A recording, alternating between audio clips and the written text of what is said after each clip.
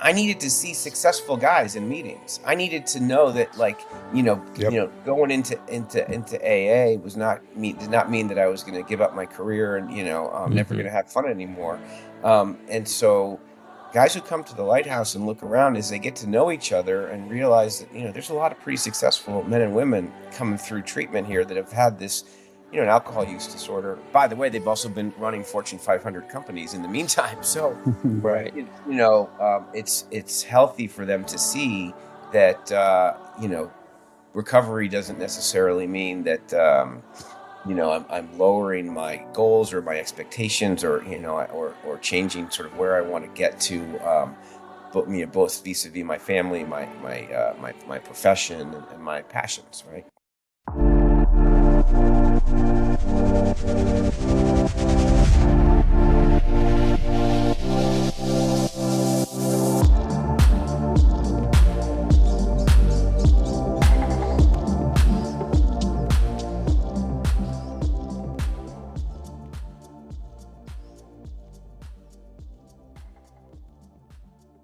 Good morning. My name is Graham Durgee, and I'm the founder and CEO of New Waters Recovery in Raleigh, North Carolina.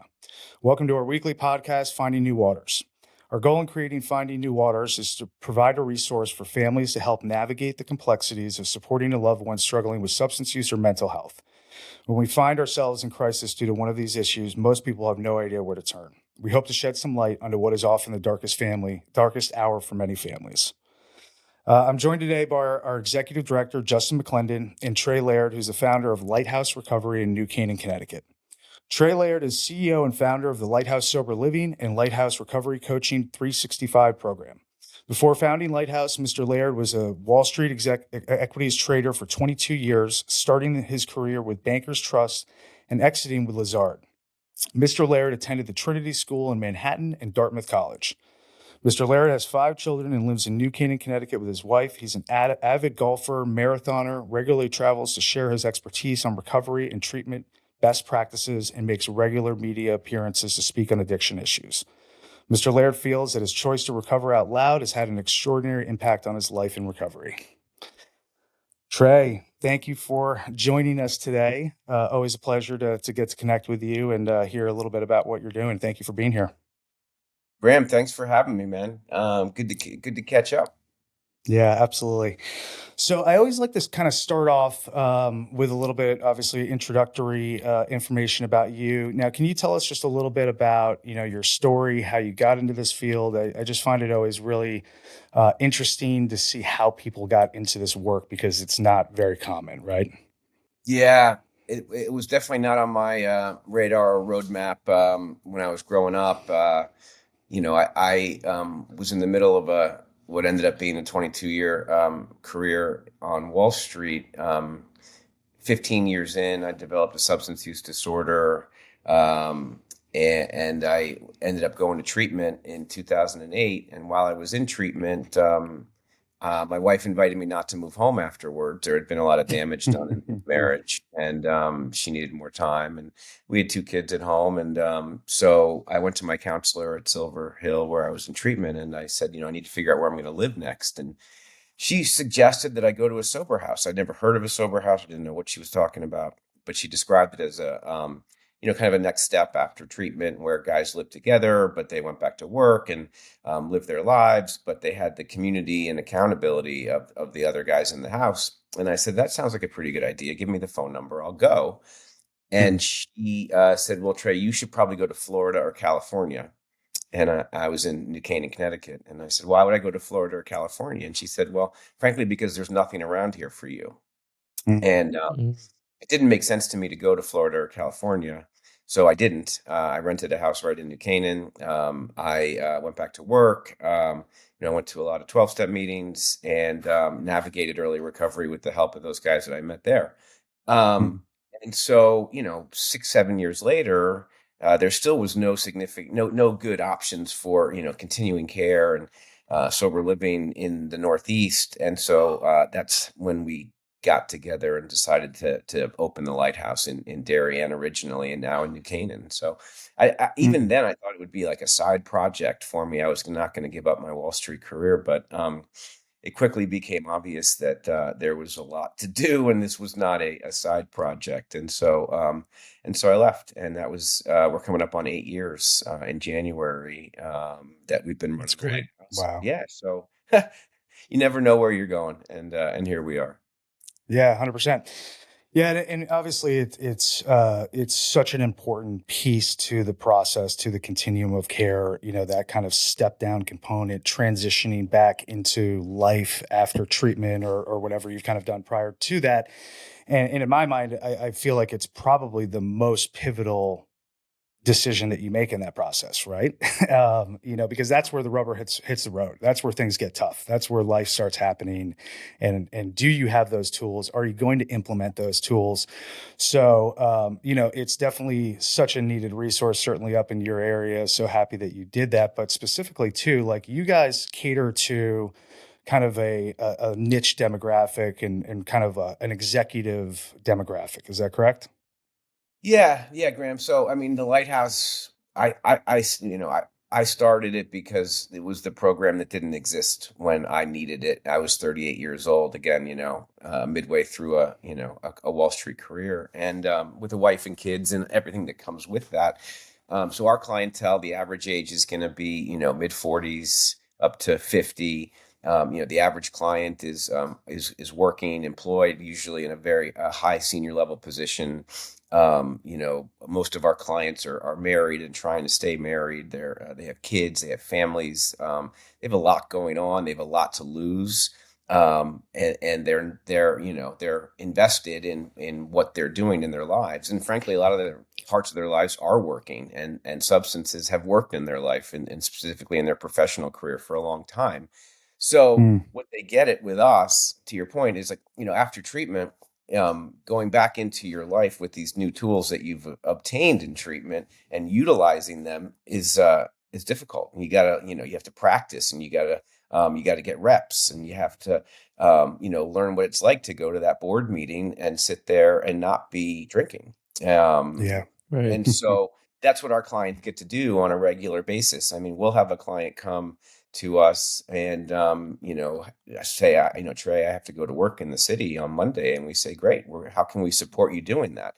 Whereas Mm, a lot of other, extended care programs, sober livings that I'm familiar with, they say, hey, for the first month, you're not going to really do anything. And then we'll talk about it in the second month. And that's not us. We want to support client. We want to be able to support clients wherever they're at. And a lot of times our clients are, going back into life pretty quickly. Mhm. And I yeah. think that's by design. So yeah. Yeah, no, 100%. And I think, we had a client here a couple months ago that was, definitely in that fit that category. And it's just, with gentlemen like that, it's just, they can't take 2, 3, 4 months off. Mhm. That's just not that's not a realistic thing. So yeah, having that kind of piece that you have there to kind of meet them where they're at, I think is such an important part of the puzzle. Trey, can you tell us a little bit about, it sounds like you're saying you're supporting them, trying to help them learn how to navigate, career and life and things like that in the early stages of recovery. Can you tell us a little bit more about kind of what the programming, what the structure of Lighthouse kind of looks like? Our program is called Recovery 365. And so everybody that's living in the homes is in that program. But important to note that we also offer that program to clients that aren't living in the home as well. And it's a coaching Mhm, program. So every client has their own recovery coach. We have a team of about 10 coaches. We pair each client up with the best coach when they arrive. They meet with that coach twice a week. They decide, the client decides sort of where and when those meetings are going to happen, again because they have busy lives. So they might want to meet early in the morning before work. They might want to go for a walk or a hike on a weekend. They might want to hit golf balls. It's sort of, we want to make it less therapy and more interactive with the client, and fit into their life.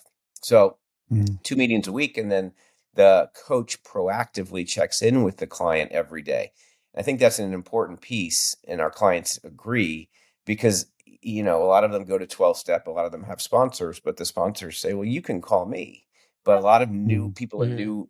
in early recovery, going to meetings, don't feel like calling their sponsor, and so they don't get into that rhythm, and the sponsor won't reach out to them. So we have our coaches reach out to the clients every day. And then in addition to that, so we got groups every day at our men's and our women's house. So usually those groups are usually late afternoon or early evening, even at dinner, to accommodate, again, the people that are working all day. And then we do alcohol monitoring and drug testing. In the homes, we do have an abstinence policy. Having said that, if you're in our Recovery 365 program and not living in the Lighthouse, you're not required to be abstinent. And we do have clients here and there that say that they would like to, moderate. They would like to curtail. They're not interested in 100% abstinence at the time. And our coaches meet them where they're at too. Are you seeing a lot of people, because obviously, this like sober curious movement has really taken shape, right? So are you seeing folks in that category that are utilizing Recovery 360? Yes. I would say it's definitely not the majority. It's more kind of like, Yeah. 15%. Um, Yeah. and so far what we've seen is that after a period of exploration, the client has generally come around to the idea that their life is better without any alcohol, and that, Mm. having that glass of wine on Saturday night with their wife as their only drink of the week, isn't, not that it's not attainable, but why would I want to have a glass of wine with my wife? And do I really just want to have 7 glasses of wine? So, Right. yeah, we've had some clients that start down that road, but we've also had clients that start down that road and then say, hey, you know what? Why do I need one? So I think more what we've seen is that, say somebody comes in with an opiate use disorder and they say, well, I still want to reserve the right to, smoke THC or drink. And, and we've seen that happen a couple of times where, again, they say it's successful. We need a larger length of study to understand if it really is successful, right? Mhm. Yeah, 100%. And you guys are also doing interventions and, doing some work on the front end as well. You've got some folks on your team. Are you seeing, and one of the kind of, I'd love to hear your opinion on this, right? Because I think with interventions in particular, people have this kind of preconceived notion that you've got to hit bottom, right? Mhm. And, what's your opinion on that? For families who are, potentially wanting to intervene, we're now coming up on the holidays, which is always a tough time of year. Families getting together. You see your loved one for the first time. Maybe they're not doing as well as you thought they were, or there's some sort of an incident. So yeah, what do we say to those families who are, thinking in that direction, but just not quite sure if the timing's right? Yeah. So I would say we do interventions. We like to call them Mm, structured family conversations as opposed to interventions. mm, It's not a main part of our business, but mm, we also want to support the family when they call. I would say that for us, we started a whole new line of business just in the last 6 months of family recovery coaching, and what that looks like is family member calls and says, my husband needs help, or my son needs help, or my wife needs help. And if that person, the identified patient, is not interested in getting help, well, we can work with the family and coach them, which may ultimately turn into an intervention or a family conversation, a structured conversation with that loved one. But it might not either. And so we've had mm, clients that have successfully, come into our family coaching program and gotten some relief for themselves, mm, even if their loved one is still drinking. We've also had situations where that, going down that path with the family has led to the family themselves speaking with their loved one and affecting change. And so I think we all agree that you don't have to hit a bottom. I mm, Right. think that the reason that families and people in general are so hesitant to reach out for help is because their view of what is out there, what's provided for help, is not appealing, right? I don't want to go away mhm, for 30 days. I don't want to give up my phone. I don't want to leave my house. And so, the question then becomes, well, how do we give them what they want, literally meet them where they're at? And so we also have times when we'll do a conversation with a family, and instead of like having the car outside, bags packed on the way to rehab, they may be going for a psychiatric evaluation, and then we're going to make a decision after that, or go to a Yeah. place like yours, where you can get 5 to 7 days of just some rest and care, and it's a good time frame to be able to figure out next steps. And next steps Yeah. may not be a 30 or 60-day treatment center. It might be back at home with a strong clinical team in your house, right? Yeah. Yeah. Yeah. So it's all about giving people options and ideas, as opposed to cookie cuttering it and saying, this is Yeah. what you have to do, period, end of story, right? Yeah. Yeah, and I think that's been kind of this cycle for so long, right? This cookie cutter treatment, fits everybody, right? And that's just not the case. Every client that comes in has different complexities, has different acuity, and is we need to kind of meet them differently, with every client, right? So yeah, I think that we're starting to see that traditional kind of treatment model is just not really working Mhm. anymore. So, you know, And I would say I think that's true, right? And I yeah, think that there's certain people that still do need that, right? You really yeah, do need that, 30, 45, 60-day kind of primary treatment to kind of jumpstart things but it's true, and I think it's refreshing that we are seeing a big change in the field, that's not always the case with everybody, and that we really do need to take the time to understand what that person's specific needs are and what the family system needs, and to really try and get creative and come up with something that's going to be most helpful for everybody, right? hmm Yeah.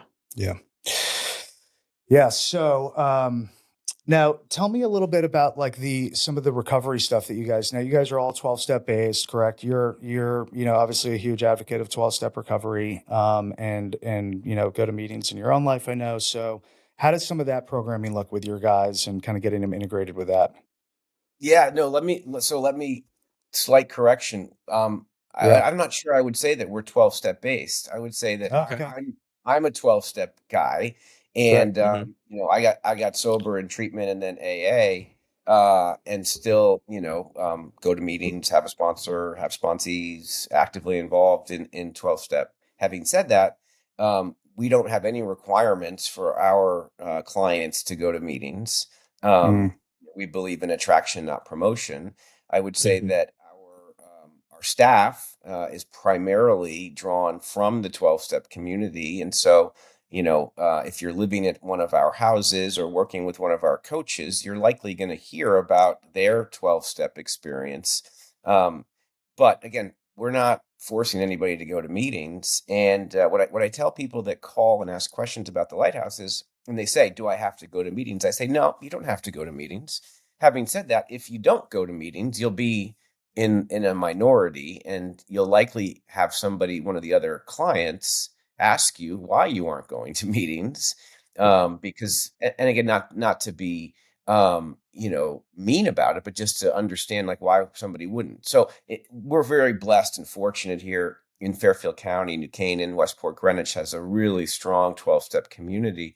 There's over 100 meetings a week, breakfast, morning, lunch, evening. And so there's literally thousands of people doing the deal here in Fairfield County, which is unlike some other, geographies in the country, as I understand it. Yeah. If you live in Rochester, New York, and we've had a client from there, he'll say, "Trey, I have one group that meets 3 times a week near me." And so, and there's 6 guys that go. And so that's not a robust recovery community. And so he Yeah. doesn't use 12-step recovery at his home. He comes back and visits with us regularly, and loves it here. But um, we are open to any pathway. We've seen guys and women get their recovery path would include a robust new exercise regime, plus a church community, plus an outdoor adventure pathway.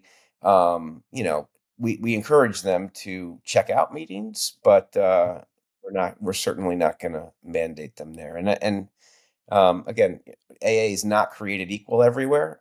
I feel like there's geographies where it's strong and geographies where it's weak. And Yep. so we're blessed to have a really strong community around us, but it doesn't exist everywhere. Yeah, that's awesome. I mean, I think that that's obviously like with that clientele, that's where you've got to be, right? You've got to kind of meet them where they're at. But it goes back to kind of the foundations of AA and 12-step programming is, as you said, attraction rather than promotion, right? Hmm. And that's just I think that's such a pivotal part to the success of AA. So implementing that into your program and really kind of using those strategies is going to be a really, really smart thing for you. It obviously has worked really well for you. Yeah, I Yeah. would say, Graham, like if there's one thing about, our core beliefs at the Lighthouse is that we believe that a connection to a recovery community is the essential part, one of the essential, if not the essential part of someone's recovery. And so we Hmm. believe in the idea that, a client can connect with other Lighthouse clients, other Lighthouse alum, other Lighthouse staff, and start to see what recovery can look like for them, because they're looking at how it's worked for people that have gone before them. They're all smart enough to make their own decisions about, do I want what Graham has? Do I want what Justin has? Do I want what Yeah. Trey has? And or maybe a little piece of what Graham does, or a little piece of what Justin does. And Hmm. so, we believe in throwing a lot of different examples of recovery in front of our clients while they're in residence or with us, and they can choose for themselves what works for them. And it's worked really well, right? Like we have guys that go Yeah. on ski trips. We have guys that go to, and women that go to church together. Where they form yoga groups. They do, alumni Zoom calls, and they like to be with each other. I mean, Yeah. for me, like what I loved to do was, things like playing golf and skiing and surfing, and so how was I going to do those things without a drink or a drug in my hand? And Yeah. well, the answer for me was that I found other guys that like to do those things without drinking. And so, Right. my first time back at Yankee Stadium, which had become, I was always a huge Yankee fan and went to a lot of games as a kid and growing up. And then at some point, Yankee Stadium just became a big bar for me, and I couldn't get out of there, without being blacked out. And so I was Right. concerned about how I was going to go back to Yankee Stadium, or even if I could go back to Yankee Stadium, and not Mm. drink. And the first few times I went with three other guys, who I met in recovery who didn't drink. And that gave me sober reference. That showed me how to do that kind of thing. And that's what we do with our clients, right? Like, Hmm. you want to go play golf at your club? Great. I understand that might be nervous for you because you always drink with those guys. How about you play with some of the other guys that don't drink, Mm. and build up your sober reference over time of doing those things you love to do? Because, by the way, if you don't find things that you love to do without a drink in your hand, you're not likely to continue to not have a drink in your hand. You're gonna Yeah. start drinking again. So Yeah. I mean, that's always been like the most pertinent thing to me was finding fun stuff to do, Yeah. right? And I was super fortunate, and I've said this before on the podcast, that I kind of made that connection in treatment, that I can sit here and say my life is over, or I can just start doing awesome stuff, and start doing things that I've always wanted to do, but just haven't because I've been drinking myself to death in a basement in Boston, right? So yeah, I mean that rings so true to me. I think that's such an important piece to this puzzle, is just making that connection for these folks, showing them how incredible life can be sober, and the community aspect, right? I mean, we all need and crave that community, and when we're in our disease, we're isolated, right? And I know at the end for me, the last 6 months were, as I said, just solo in a basement with no heat. So it wasn't glorious at all. And now coming into recovery and having this community and this fellowship and the support and camaraderie, and I mean it was definitely alien for a while, but it was exactly what I needed, right? Those guys kind of holding me up when I on those days that I was down and keeping me accountable. And so yeah. I think I think, that's, and I can, go ahead, go ahead, Justin. Trey. No, no, no, Yeah, I go was going ahead. to elaborate on that point Yeah. is, I needed to see early on, I needed to see successful guys in meetings. I needed to know that, like, Yep. going into AA did not mean that I was going to give up my career and, I'm never going Mhm. to have fun anymore. And so guys who come to the Lighthouse and look around as they get to know each other and realize that, there's a lot of pretty successful men and women coming through treatment here that have had this, an alcohol use disorder. And by the way, they've also been running Fortune 500 companies in the meantime. So, Right. Right. it's healthy for them to see that recovery doesn't necessarily mean that I'm lowering my goals or my expectations, or or changing sort of where I want to get to. But both vis-a-vis my family, my profession, and my passions, right? So Yeah. Yeah. Yeah, and I completely what's coming up for me as we're talking about this is, not to say anything negative about primary residential treatment, which we talked about a little while ago, but I agree. I think, there's a place for residential treatment. It's a good place for people to learn. It's almost like I think about it as like emotional graduate school, right? Like you can Hmm. go there, get a ton of information, further stabilization, things like that. But, in my opinion, exactly what we're talking about, I think the most important part of the early phases of recovery is exactly this, right? The community, learning how to live in sobriety, learning how to find your way and have fun. And, just like we're saying, I mean, the idea or learning the lesson that like, this doesn't have to be horrible. This doesn't have to be deprivation, right? I can find a way to be successful and like live a happy and healthy life, Hmm. is the biggest part, in my opinion. Yeah. And these are all high functioning people, right? So, and look at what they're accomplishing while they're using. right. Imagine what you can accomplish if you're sober. Yeah. I mean, gosh, you could light the world on fire. So, yeah, it's pretty amazing seeing that light turn on, right? And see those people make that connection and start to have some success, and then, just light the world on fire. I mean, there's nothing Hmm. better than that, and that's why we do this work, right?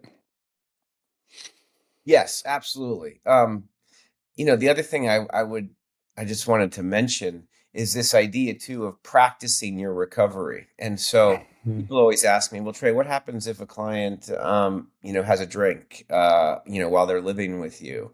And I say, well, if someone has, it's really good information and really good data for all of us to have, right? So if Mm, you went to work and then you got invited to a happy hour because you haven't told your coworkers yet that you're not drinking, and you went to that happy hour to appease your boss or a colleague, and you got there, and the next thing you know, someone ordered you a drink and you drank it. Then that's good information for us all to have. It's not the end of the world. You don't need to go back to another 90 days of treatment. We can work mhm. with that. I understand, the family's likely concerned and other stakeholders may be very worried about it, but it happens, right? Like normal recovery, typical recovery is not, maybe not linear, right? There might be Right. periods of reuse again. And so Mhm. you know the importance of family work and the importance of a coach and the importance of not being punitive. Like we would never punish a client for taking a drink or having a recurrence. Like that happens. Mm, What's not okay is to put our head in the sand and pretend it didn't happen. And what Hmm. also is not okay is to punish somebody for that recurrence. And so I think we're sort of moving in this direction, where people who are working in the field understand that, like, you got to walk with your client, and you got to the ups and the Yeah. downs. And I think that that's what we do really well. And by the way, it's also why I get a lot of people that don't want to go to treatment or don't want to start Yeah. the journey, because they think that, like, that if they have one drink or one recurrence, like, the world's going to end, or they're going to mm, um, be punished for that, right? And right, so we have no, our coaches and our team are really good at being like, listen, this happens. Now, what are we going to do, right? What are we going to learn right. from this? What are our takeaways, and how are we going to monitor or sort of adjust what you're doing, or not Hmm. doing to get a better goal. Yeah.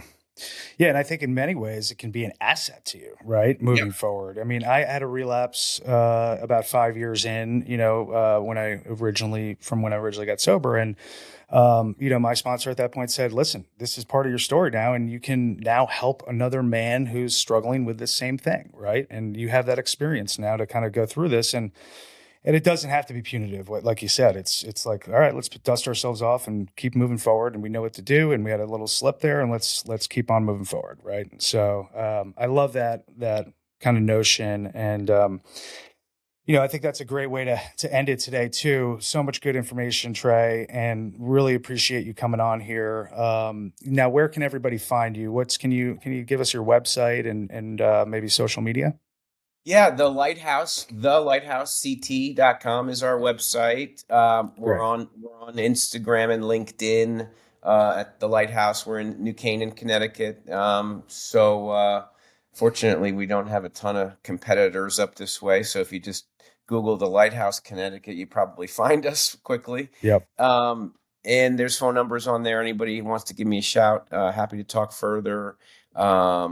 Thanks for having me on, guys. It's been great. I need to get down to Raleigh and see your guys' place and keep doing the good work. Anytime, man. Yeah, I'd love to have you. We'd love to have you down, and we're gonna do something this spring, so we'll let you know. And we'll get you down here. Awesome. All right, guys. Well, thanks. Fantastic having you on, and we will see you guys next week.